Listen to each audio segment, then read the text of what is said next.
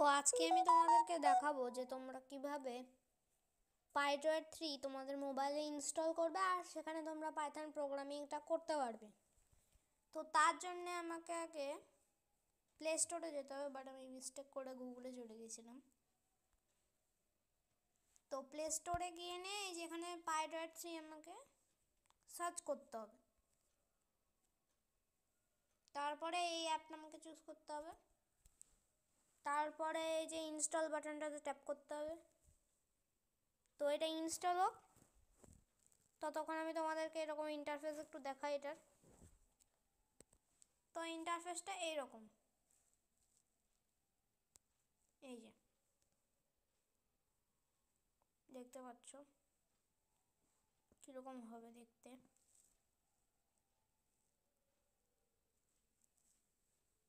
তো দেখি কতদূর ইনস্টল হলো। হ্যাঁ, আমাদের ইনস্টলেশন অনেকটা হয়ে গেছে, মানে ফুল কমপ্লিট। আবার ডাউনলোড করতে হবে,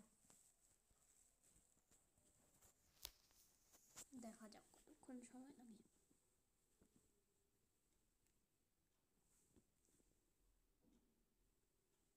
তারপরে আমি তোমাদেরকে ওই অ্যাপসে পাইথনটা করে দেখাবো।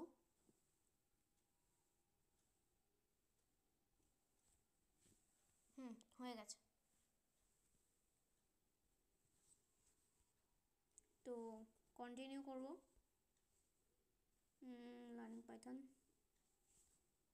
ইন্টারমিডিয়েট, তারপরে মেশিন লার্নিংয়ে প্রোগ্রামিংস, এগুলো আমি অন করে দিচ্ছি। Dark theme, tab insert spaces, এটাও লাগবে আমাদের। পিসা ফাইলস অন এক্সিট, মানে বেরিয়ে গেলে, মানে আমরা ধরুন অ্যাপটা এক্সিট করে দিলাম, কোডটা অটো সেভ হয়ে থেকে যাবে আর কি। তো তারপরে কন্টিনিউ করব। ক্রিয়েটিং ওর পাইথন আইডি, তারপরে কন্টিনিউ আবার। কিন্তু আমি প্রিমিয়াম কিনবো না, আমি নর্মালটাই ব্যবহার করব। এবার এখানে আমি কোড লিখে তোমাদেরকে দেখা এটা কাজ করছে কি কাজ করছে না। তো তার জন্য প্রিন্ট হ্যালো ওয়ার্ল্ড আছে আমাদের টেস্ট করার জন্যে। হ্যালো ওয়ার্ল্ড দেখি, এই যে হ্যালো ওয়ার্ল্ড প্রিন্ট হয়ে গেছে।